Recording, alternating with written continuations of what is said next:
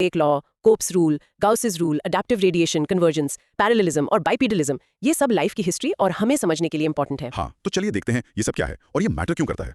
Let's dive in. Topic 1, mosaic law of evolution. Okay, शुरू करते हैं मोज़ेक लॉ ऑफ एवोल्यूशन से। Source कहता है कि evolution is inconsistent and asymmetrical. इसका क्या मतलब हुआ, थोड़ा सिंपल वर्ड्स में देखो। मतलब ये कि एवोल्यूशन कोई स्मूथ प्रोसेस नहीं है, एक जैसा नहीं चलता। इनकंसिस्टेंट का मतलब है कि बॉडी के डिफरेंट पार्ट्स अलग अलग रेट से इवॉल्व करते हैं। अच्छा, मतलब कोई फास्ट, कोई स्लो। हाँ, कोई हिस्सा तेजी से बदल सकता है, कोई बहुत धीरे, और कोई शायद लंबे टाइम तक बिल्कुल ना बदले। और एसिमेट्रिकल का मतलब है कि इन डिफरेंट पार्ट्स का एवोल्यूशन सिंक में नहीं होता। ओके, उनका पेस अलग अलग होता है। जैसे सोचो एक बिल्डिंग बन रही हो, फाउंडेशन पहले, फिर वॉल्स, फिर रूफ, सब अपने अपने टाइम पर, एक साथ नहीं। अच्छा, तो मतलब एक पैचवर्क क्विल्ट जैसा हुआ है ना, परफेक्टली वोवन फैब्रिक नहीं। एग्जैक्टली, परफेक्ट एनालॉजी है। सोर्स में एग्जांपल्स भी हैं, जैसे ह्यूमंस में बाइपीडलिज्म यानी दो पैरों पर चलना, वो पहले डेवलप हुआ। हाँ। और हमारा बड़ा ब्रेन यानी एन्सेफलाइजेशन, वो काफी बाद में आया। दोनों का रेट बिल्कुल अलग था। सही। और एक और इंटरेस्टिंग एग्जांपल डायनासोर्स का है। सोर्स कहता है कि उनमें विंग लाइक स्ट्रक्चर्स उनकी उड़ने की एबिलिटी डेवलप होने से काफी पहले आ गए थे। हाँ, ये पॉइंट है। तो फिर उन विंग्स का शुरू में क्या यूज रहा होगा? मे बी डिस्प्ले के लिए या बॉडी टेम्परेचर कंट्रोल। पॉसिबल है, ये मॉड्यूलैरिटी के कॉन्सेप्ट से जुड़ा है। आइडिया ये है कि डिफरेंट ऑर्गन्स या बॉडी पार्ट्स जैसे लंग्स, किडनीज, ब्रेन, बोन्स, वो इंडिपेंडेंट या सेमी इंडिपेंडेंट मॉड्यूल्स की तरह इवॉल्व होते हैं। अच्छा, मॉड्यूल्स की तरह। हाँ, इसीलिए हम इनकी इवोल्यूशनरी हिस्ट्री को अलग अलग स्टडी कर सकते हैं। लेकिन देखो, इस पर सवाल भी उठते हैं। जैसे क्या ये मॉड्यूल्स सच में इतने इंडिपेंडेंट है? बाइपेडलिज्म को ही ले लो, सिर्फ लेग्स नहीं, स्पाइन, पेल्विस, इवन स्कल में चेंजेस जरूरी थे सपोर्ट के लिए। तो इंटरडिपेंडेंस तो है। हाँ, बात तो सही है। और दूसरा चैलेंज है फॉसिल रिकॉर्ड का लिमिटेड होना। फॉसिल से ये कंफर्म करना कि कौन सा पार्ट कब किस रेट से बदला हमेशा आसान नहीं होता। क्या लगता है ये मॉड्यूलैरिटी का आइडिया कितना प्रैक्टिकल साउंड करता है? Interesting question. चलो नेक्स्ट टॉपिक पे चलते हैं। Topic 2, Cope's rule. Next up है कोप्स रूल, जो एडवर्ड डी कोप ने दिया था। ये रूल कहता है कि species tend to evolve towards larger body size over geological time. हाँ। ये थोड़ा लमार्क के फर्स्ट प्रोपोजिशन जैसा लगता है ना, कि साइज बढ़ता है यूज के साथ। हाँ, और रिजेम्बलेंस है, पर ये समझना जरूरी है कि कोप्स रूल एक स्ट्रिक्ट लॉ नहीं है। ये बेसिकली एक ट्रेंड है जो साइंटिस्ट ने फॉसिल रिकॉर्ड्स में ऑब्जर्व किया है। अच्छा, ट्रेंड है, लॉ नहीं। राइट, ऐसा नहीं कि कोई अंदरूनी फोर्स है जो स्पीशीज को बड़ा होने पर मजबूर करती है। पर ये ट्रेंड दिखता क्यों है? शायद इसलिए कि बड़े साइज के कुछ पोटेंशियल एडवांटेजेस होते हैं। एडवांटेजेस जैसे जैसे बड़े एनिमल्स प्रे को बेहतर पकड़ सकते हैं या प्रेडेटर से आसानी से बच सकते हैं। Larger size often correlates with larger brain size, तो पोटेंशियली हायर इंटेलिजेंस। Okay. एक बड़ा एनिमल ज्यादा वैरायटी का फूड खा सकता है। सॉस में एलिफेंट वर्सेस एंट का एग्जांपल है। एलिफेंट के लिए फूड ऑप्शन ज्यादा है ना? हाँ, है। रिप्रोडक्टिव सक्सेस भी बढ़ सकता है क्योंकि बड़े इंडिविजुअल्स सेक्सुअल कंपटीशन में जीत सकते हैं और उनकी इंडिविजुअल लाइफ स्पैन भी लंबी हो सकती है। तो शायद नेचुरल सिलेक्शन ने लार्जर साइज को फेवर किया हो इन मेनी लीनिएजेस। लेकिन वेट बड़े होने के डिसएडवांटेजेस भी तो होंगे। Big target for predators. Exactly, predators को आसानी से नजर आ जाते हैं और उन्हें फूड भी तो बहुत ज्यादा चाहिए। अगर फूड की कमी हो गई तो सर्वाइवल मुश्किल हो जाएगा। बिल्कुल। और शायद एक्सट्रीम कंडीशंस जैसे बहुत ज्यादा ठंड या गर्मी में छोटे एनिमल्स ज्यादा इजीली अडैप्ट कर पाते हो। हाँ, हो सकता है। तो ये एक ट्रेड ऑफ वाली सिचुएशन लग रही है। एग्जैक्टली। नेचर में एवोल्यूशन अक्सर ट्रेड ऑफ्स का खेल होता है। सिर्फ साइज बढ़ाते जाना हमेशा बेस्ट स्ट्रैटेजी नहीं होती, एनवायरनमेंट पर डिपेंड करता है। राइट। इसीलिए कोप्स रूल एक जनरल ट्रेंड है, यूनिवर्सल लॉ नहीं। इसके एक्सेप्शंस भी हैं। सोर्स में जिक्र है कि कुछ प्लांट ग्रुप्स जैसे कॉनिफर्स, फर्न्स, श्रब्स, वो टाइम के साथ साइज में छोटे हुए हैं। ओह, इंटरेस्टिंग। हाँ, शायद उनके स्पेसिफिक एनवायरनमेंट में छोटा होना ज्यादा फायदेमंद था। सोचो, ऐसी कौन सी सिचुएशंस हो सकती हैं जहां स्मॉलर साइज एक्चुअली एक एडवांटेज बन जाए? सोचने वाली बात है। Okay, topic 3, Gauss's rule, comparative exclusion principle. अब बात करते हैं गॉसेस रूल की, जिसे कंपैरेटिव एक्सक्लूजन प्रिंसिपल भी कहते हैं। ये रशियन बायोलॉजिस्ट जियोर्जी गॉस ने दिया था। ये क्या कहता है? इसका कोर आइडिया सिंपल है।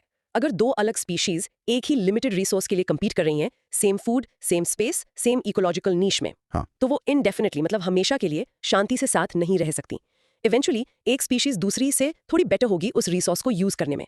मतलब उसके पास कुछ कंपेटिटिव ट्रेट्स होंगे। ओके, एक एज होगा। हाँ, एक एज होगा। वो बेटर कंपेटिटर ग्रेजुअली दूसरी स्पीशीज को आउट कम्पीट कर देगी और हो सकता है वो दूसरी स्पीशीज उस एरिया से एलिमिनेट हो जाए या इवन एक्सटिंक्ट हो जाए। ओह। ये कंपेटिटिव ट्रेट्स शायद नॉर्मल कंडीशंस में ना दिखें, पर जब कंपटीशन बढ़ता है तब सरफेस होते हैं। सोर्स में गॉस के फेमस एक्सपेरिमेंट का जिक्र है ना, पैरामीशियम के साथ। हाँ बिल्कुल, दो स्पीशीज थी, पी ओरेलिया और पी कॉर्डेटम। हाँ। जब उन्हें अलग अलग कल्चर में ग्रो किया, दोनों ठीक ठाक ग्रो हुई। Normal growth. हाँ। लेकिन जब उन्हें एक ही कल्चर में सेम रिसोर्सेज के साथ रखा गया तो पी ऑरेलिया की पॉपुलेशन बढ़ती गई, जबकि पी कॉर्डेटम की पॉपुलेशन डिक्लाइन हो गई, इवेंचुअली खत्म हो गई। Wow, classic example. और सोर्स कहता है कि ह्यूमंस इस प्रिंसिपल का एक पावरफुल एग्जाम्पल है। हाँ, ह्यूमंस को अक्सर इसका प्राइम एग्जाम्पल माना जाता है। अपनी हायर इंटेलिजेंस और टेक्नोलॉजी की वजह से हमने रिसोर्सेज को एक्सप्लॉइट करने में और अपने एनवायरनमेंट को मॉडिफाई करने में दूसरी स्पीशीज को काफी पीछे छोड़ दिया है। नेचर के जो नॉर्मल चेक्स एंड बैलेंसेस होते हैं, जैसे प्रेडेटर प्रे रिलेशनशिप्स, वो ह्यूमंस पर उतने इफेक्टिव नहीं रहे। सोर्स में एक ग्राफ का जिक्र है जो ये क्लियर दिखाता है। कौन सा ग्राफ? वो ग्राफ जो दिखाता है कि पिछले 10,000 सालों में वाइल्ड एनिमल्स की टोटल बायोमास ड्रास्टिकली कम हुई है, जबकि ह्यूमंस और हमारे डोमेस्टिकेटेड एनिमल्स की बायोमास एक्सपोनेंशियली बढ़ी है। रेड बार ह्यूमंस का, ब्लू डोमेस्टिकेटेड का, ग्रीन वाइल्ड एनिमल्स का। हाँ देखा था मैंने वो, ग्रीन बार एकदम नीचे चला गया। हाँ, ये सजेस्ट करता है कि हम कंपटीशन में दूसरी स्पीशीज को एक्सक्लूड करते जा रहे हैं। सोर्स तो प्रिडिक्ट करता है कि 2050 तक वाइल्ड एनिमल्स शायद सिर्फ प्रोटेक्टेड एरियाज में ही मिलेंगे। That's warring. पर क्या कंपटीशन का रिजल्ट हमेशा एक्सक्लूजन ही होता है? नहीं, थैंकफुली नहीं। सोर्स कहता है कि इसके एक्सेप्शंस भी हैं। स्पीशीज कोएग्जिस्ट कर सकती हैं अगर वो रिसोर्सेज को क्लेवरली डिवाइड कर लें। डिवाइड कैसे? इसे रिसोर्स पार्टिशनिंग कहते हैं। जैसे दो बर्ड स्पीशीज एक ही पेड़ पर रह सकती हैं, पर एक ऊपर के ब्रांचेस पर इंसेक्ट्स खाएं और दूसरी नीचे के ब्रांचेस पर। अच्छा, बंटवारा कर लिया। हाँ, या फिर वो थोड़ा अलग टाइप का फूड खाने लगे या अलग टाइम पर एक्टिव रहें। इसे नीश डिफरेंशिएशन कहते हैं। तो कॉम्प्रोमाइज और कोएग्जिस्टेंस भी पॉसिबल है नेचर में। चलो ये सुनकर थोड़ी राहत मिली। Okay, topic 4, adaptive radiation. हमारा अगला टॉपिक है अडैप्टिव रेडिएशन।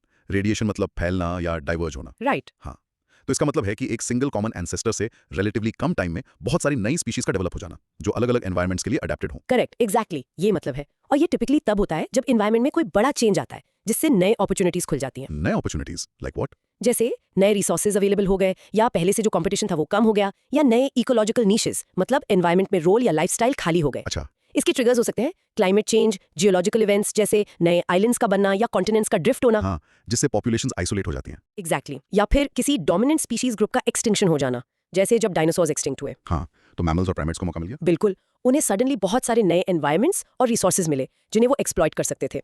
इन नई अपॉर्चुनिटीज के रिस्पॉन्स में अलग अलग पॉपुलेशंस उस कॉमन एंसेस्टर की डिफरेंट डायरेक्शंस में अडेप्ट करती हैं और इवेंचुअली इतनी अलग हो जाती हैं कि नई स्पीशीज बन जाती हैं। वाओ। और इन नई स्पीशीज के फिजिकल ट्रेट्स और उनके एनवायरनमेंट के बीच एक क्लियर लिंक होता है। इसका क्लासिक एग्जांपल तो डार्विन्स फिंचेस हैं गैलापागोस आइलैंड्स पर। अरे हाँ, सोर्स बताता है कि वहाँ एक कॉमन फिंच एंसेस्टर से लगभग 14 डिफरेंट स्पीशीज इवॉल्व हुई। हाँ, फिंचेस वाला एग्जांपल तो टेक्स्ट बुक केस है। सबकी बीक्स कितनी अलग अलग शेप और साइज की थी। हाँ, उनके स्पेसिफिक फूड सोर्स के हिसाब से, कुछ सीड्स के लिए, कुछ इंसेक्ट्स, कुछ फ्रूट्स। अमेजिंग, कितना अमेजिंग एग्जांपल है ये एडेप्टेशन का। और सोर्स कहता है कि प्राइमेट्स में भी सिग्निफिकेंट एडेप्टिव रेडिएशन हुआ है। प्राइमेट्स में भी? हाँ बिल्कुल, प्राइमेट एवोल्यूशन में एडेप्टिव रेडिएशन के पीछे कई फैक्टर्स थे। कॉन्टिनेंटल ड्रिफ्ट ने पॉपुलेशंस को जियोग्राफिकली सेपरेट किया, जैसे ओल्ड वर्ल्ड मंकीज और न्यू वर्ल्ड मंकीज अलग हुए। Africa, Asia versus south America. हाँ, डायनासोर्स के एक्सटिंक्शन ने प्राइमेट्स को नए टेरेस्ट्रियल और आर्बोरियल नीशेस ऑक्यूपाई करने का मौका दिया, जिसकी रिस्पॉन्स में उन्होंने grasping hands, opposable thumbs, binocular vision जैसे फीचर्स डेवलप किए। और अलग अलग लोकल एनवायरमेंट्स में अडेप्ट करने से भी डाइवर्सिफिकेशन हुआ। मेडागास्कर के लिम्यूर्स इसका एक शानदार एग्जांपल है। लीमूर्स, हाँ। एक ही आइलैंड पर 100 से ज्यादा लिम्यूर स्पीशीज इवॉल्व हुई हैं, अलग अलग साइज, डाइट, बिहेवियर, वहां के डाइवर्स हैबिटेट्स की वजह से। 100 से ज्यादा, इनक्रेडिबल। इवन अफ्रीका में ओल्ड वर्ल्ड मंकीज जैसे बबून्स, चिंपैंजीज, गोरिल्लाज अलग अलग इकोलॉजी के कारण डाइवर्सिफाई हुए।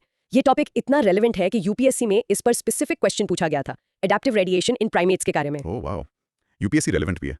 सोचो अगर फ्यूचर में कोई बड़ा एनवायरमेंटल शिफ्ट आता है तो आज की कौन सी species group adaptive radiation show कर सकती है? Insects maybe? Could be, interesting thought. Topic 5, convergence and parallelism. Okay, अब फोकस करते हैं कन्वर्जेंस एंड पैरेललिज्म पर। दोनों में ही different species similar traits develop करती हैं, है ना? हाँ, सिमिलैरिटी है। तो फिर इनमें मेन डिफरेंस क्या है? मेन डिफरेंस उनकी एंसेस्ट्री में है। देखो, कन्वर्जेंस तब होता है जब दो स्पीशीज जो ज्यादा क्लोजली रिलेटेड नहीं है, मतलब उनका रीसेंट कॉमन एंसेस्टर नहीं है, इंडिपेंडेंटली एक जैसा ट्रेट इवॉल्व कर लेती हैं। इंडिपेंडेंटली? ओके। ऐसा यूजुअली इसलिए होता है क्योंकि वो सिमिलर एनवायरमेंटल चैलेंजेस फेस कर रही हैं या सिमिलर लाइफस्टाइल अपना रही हैं। लेकिन ये सिमिलैरिटी यूजुअली कुछ स्पेसिफिक ट्रेट्स तक ही लिमिटेड होती है। ओवरऑल वो स्पीशीज काफी डिफरेंट रहती हैं। अच्छा, एग्जांपल्स क्या हैं कन्वर्जेंस के? सोर्स में मेंशन्ड है फिश जैसे sharks, marine mammals, dolphins, whales और बर्ड्स, पेंगुइन्स, सब में स्ट्रीमलाइंड बॉडी शेप का डेवलप होना। हाँ बिल्कुल, सब अलग अलग ग्रुप से है, पर पानी में एफिशिएंटली मूव करने के लिए सिमिलर बॉडी फॉर्म इवॉल्व किया। राइट। एक और एग्जांपल है हमिंग बर्ड और हमिंग मॉथ, इंसेक्ट का। दोनों ने नेक्टर पीने के लिए सिमिलर हवरिंग फ्लाइट और लॉन्ग बीक प्रोबॉसेस डेवलप किए हैं। करेक्ट। और फ्लाइट के लिए रिंग्स का एवोल्यूशन। बर्ड्स, इंसेक्ट्स, बैट्स, 3 बिल्कुल अलग ग्रुप्स ने इंडिपेंडेंटली सिमिलर सोल्यूशन डेवलप किया उड़ने के लिए। एग्जैक्टली, ये सब कन्वर्जेंस के एग्जांपल्स हैं। अब आते हैं पैरेललिज्म पर। Okay, parallelism? पैरेललिज्म में दो स्पीशीज जो रिलेटेड हैं, मतलब उनका एक कॉमन एंसेस्टर है जिससे वो कुछ टाइम पहले डाइवर्ज हुई हैं। उस डाइवर्जेंस के बाद इंडिपेंडेंटली सिमिलर ट्रेट्स इवॉल्व करती हैं। अच्छा, तो यहाँ कॉमन एंसेस्टर है। हाँ, यहाँ starting point common ancestor similar था और एवोल्यूशनरी पाथ भी कुछ हद तक पैरेलल चलता है फॉर दैट स्पेसिफिक ट्रेट। इसका एग्जांपल क्या होगा? सोर्स बताता है ह्यूमंस और ग्रेट एप्स जैसे चिंपैंजीज, बोनोबोस, गोरिल्लाज में टेल का लॉस होना। हाँ, ये अच्छा एग्जांपल है। हम सबका एक कॉमन एंसेस्टर था जिसके पास शायद टेल थी, लेकिन जैसे जैसे हमारे एंसेस्टर्स ने पेड़ों पर रहना कम किया और जमीन पर ज्यादा टाइम बिताना शुरू किया, टेल की जरूरत कम हो गई। राइट, फिफ्थ लिम्ब की तरह यूज नहीं रही। हाँ, तो different lineages, human, chimp, gorilla में इंडिपेंडेंटली ये ट्रेट लॉस हो गया। एक और एग्जांपल सोर्स में है न्यू वर्ल्ड मंकीज और ओल्ड वर्ल्ड मंकीज का। कॉन्टिनेंट्स अलग होने के बाद भी दोनों ग्रुप्स में इंडिपेंडेंटली ब्रेन साइज इंक्रीज हुआ। करेक्ट, दोनों केसेस में पैरेललिज्म है। क्या आप कोई और एग्जांपल सोच सकते हैं पैरेललिज्म का डेली लाइफ या नेचर से? डिफिकल्ट है on the spot. Let's move to the next one, topic 6, human evolution and bipedalism. अब आते हैं हम ह्यूमंस पर, human evolution and bipedalism. Source कहता है हम बाइपीडलिज्म में यूनिक हैं। ऐसा क्यों? कई एनिमल्स दो पैरों पर चलते हैं, बर्ड्स हैं। हाँ, लेकिन पॉइंट ये है कि हम हैबिचुअल बाइपीड्स हैं। इसका मतलब है कि हम नेचुरली, नॉर्मली और इफिशिएंटली दो पैरों पर चलने के लिए डिजाइंड है। ये हमारा प्राइमरी मोड ऑफ लोकोमोशन है। Habitual, okay. बाकी स्पीशीज जो कभी-कभी दो पैरों पर चलती हैं, जैसे कैंगरूज हॉप करते हैं, मंकीज या एप्स कभी-कभी खड़े हो जाते हैं, वो मोस्टली कंडीशनल बाइपेड्स हैं। उन्हें बैलेंस के लिए अक्सर टेल की जरूरत पड़ती है या वो सिर्फ थोड़ी देर के लिए ही बाइपीडल पोस्चर मेंटेन करते हैं। Got it. तो हम बाइपीडल क्यों बने? इसके पीछे कई हाइपोथेसिस हैं, सोर्स में मॉडल्स बताए गए। हाँ, कोई एक सिंगल आंसर नहीं है, मल्टीपल फैक्टर्स हो सकते हैं। पहला है कैरिंग मॉडल, कि दो पैरों पर चलने से हमारे हैंड्स फ्री हो गए, फूड, टूल्स, वेपन्स या बेबीज को कैरी करने के लिए। Make sense? दूसरा है विजिलेंस मॉडल। अफ्रीका के ओपन सवाना ग्रासलैंड्स में सीधा खड़ा होने से दूर तक देख सकते थे, प्रेडेटर्स या फूड को स्पॉट कर सकते थे। हाँ, एडवांटेज होगा। फिर है heat dissipation model. Vertical posture से बॉडी का कम सरफेस एरिया डायरेक्ट सनलाइट में एक्सपोज होता है और ज्यादा सरफेस एरिया हवा के कांटेक्ट में आता है। गर्म क्लाइमेट में बॉडी कूल रहती है। Interesting theory. Energy efficiency model ये सजेस्ट करता है कि लॉन्ग डिस्टेंस वॉकिंग, रनिंग नहीं वॉकिंग, दो पैरों पर ज्यादा एनर्जी एफिशिएंट है कंपेयर टू नकल वॉकिंग। हम शायद फास्ट रनर्स ना हो, पर हम बहुत लंबी दूरी तक कंसिस्टेंटली वॉक या जॉग कर सकते हैं। Marathon potential. हाँ, एंड्योरेंस वॉकिंग में हम अच्छे हैं। फिर है डिस्प्ले मॉडल। सीधा खड़ा होना शायद साइज और डोमिनेंस डिस्प्ले करने का तरीका था, जो सोशल इंटरेक्शंस या मीटिंग सक्सेस में हेल्प करता होगा। Sexual selection possible. और लास्ट है walking in the trees model. ये कहता है कि बाइपीडलिज्म की शुरुआत शायद तभी हो गई थी जब हम पेड़ों पर रहते थे, फ्लेक्सिबल ब्रांचेस पर चलने के लिए ऊपर की ब्रांचेस को हाथों से पकड़कर सपोर्ट लेते हुए। इन सब मॉडल्स में से कौन सा सबसे कन्विंसिंग लगता है, या क्या ये पॉसिबल है कि सबका थोड़ा थोड़ा कंट्रीब्यूशन रहा हो? मुझे लगता है कि कोई एक सिंगल रीजन नहीं था। बहुत लाइकली है कि इनमें से कई फैक्टर्स ने मिलकर बाइपीडलिज्म के एवोल्यूशन को पुश किया होगा। It's a complex puzzle. Right. लेकिन ये याद रखना इंपॉर्टेंट है कि बाइपीडलिज्म के सिर्फ फायदे ही नहीं थे, इसके कुछ सिग्निफिकेंट कॉस्ट्स या ट्रेड ऑफ्स भी थे। और ये कॉस्ट वाला एस्पेक्ट इंपॉर्टेंट है। यूपीएससी एग्जाम में इस पर क्वेश्चन भी पूछा गया था। Really? कॉस्ट्स क्या थे बाइपीडलिज्म के? सोर्स बताता है कि जब बॉडी वेट 4 लिम्ब से हटकर सिर्फ 2 पर आया तो हमारी स्पाइन, स्पेशली लोअर बैक और नीज पर बहुत ज्यादा स्ट्रेस पड़ने लगा करने के लिए ग्रेविटी के अगेंस्ट। इससे वैरिकोज वेन्स जैसी कंडीशंस हो सकती हैं। ओके। और अगर एक पैर में इंजरी हो जाए तो एक बाइपीडल एनिमल की मोबिलिटी बहुत ज्यादा कम हो जाती है। वाइल्ड में सर्वाइवल के लिए ये खतरनाक हो सकता था। और एक बहुत बड़ा इशू चाइल्ड बर्थ से रिलेटेड था, जिसे ऑब्स्टेट्रिक डायलेमा कहते हैं। हाँ, ऑब्स्टेट्रिक डिलेमा। ये क्या था एग्जैक्टली? देखो, ये एक मेजर ट्रेड ऑफ है। एफिशिएंट बाइपीडल वॉकिंग के लिए एक रिलेटिवली नैरो पेल्विस होना एडवांटेजेस है। क्यों? ताकि लेग्स एफिशिएंटली मूव कर सकें और बॉडी वेट बैलेंस्ड हो। लेकिन सेफ चाइल्ड बर्थ के लिए, स्पेशली जब ह्यूमंस में ब्रेन साइज बढ़ रहा था, तो बेबीज के हेड भी बड़े हो रहे थे, एक वाइडर पेल्विक ओपनिंग चाहिए। ओह, तो कॉन्फ्लिक्ट है। Narrow pelvis for walking, wide for child birth. Exactly. ये दोनों जरूरतें एक दूसरे के ऑपोजिट है। इस कॉन्फ्लिक्ट की वजह से ह्यूमन चाइल्ड बर्थ हिस्टोरिकली बहुत डिफिकल्ट और डेंजरस प्रोसेस रहा है। High maternal and infant mortality rates, specially बिना मेडिकल हेल्प के। वाओ, ये तो सीरियस कॉस्ट था। हाँ, इस ऑब्स्टेट्रिक डिलेमा का हमारी सोशल स्ट्रक्चर पर क्या इंपैक्ट पड़ा होगा, ये सोचना भी इंटरेस्टिंग है। और इसी पॉइंट पर एनाटॉमी इंपॉर्टेंट हो जाती है, जैसे कि फोरामन मैग्नम। फोरामन मैग्नम वो क्या है? स्कल के बेस में वो होल जहां स्पाइन कनेक्ट होती है। ह्यूमंस में ये सेंट्रली लोकेटेड है, नीचे की तरफ। इससे क्या फर्क पड़ता है? इससे स्कल स्पाइन के ऊपर नेचुरली बैलेंस हो जाता है, जैसा बाइपेडल पोस्चर के लिए चाहिए। अगर ये एप्स की तरह पीछे होता तो हमें लार्ज नेक मसल्स चाहिए होते हेड को ऊपर उठाए रखने के लिए। समझ गया। और पेल्विस की बात की आपने, सोर्स में उसके पार्ट्स बताए हैं, इलियम, इशियम, प्यूबिस। हाँ, इलियम अपर फ्लैट पार्ट, इस्कियम नीचे का सिटिंग बोन और प्यूबिस फ्रंट पार्ट। इसका शेप बाइपीडलिज्म के लिए क्रिटिकल है और वही शेप चाइल्ड बर्थ में चैलेंज क्रिएट करता है। वो पेल्विक इनलेट और आउटलेट यानी बर्थ कैनाल के ओपनिंग्स का साइज और शेप इस डिलेमा का कोर है। तो एनाटॉमी और फंक्शन कितने क्लोजली लिंक्ड हैं? स्पाइन के कर्व्स भी इंपॉर्टेंट है ना? S shaped curve. बिल्कुल।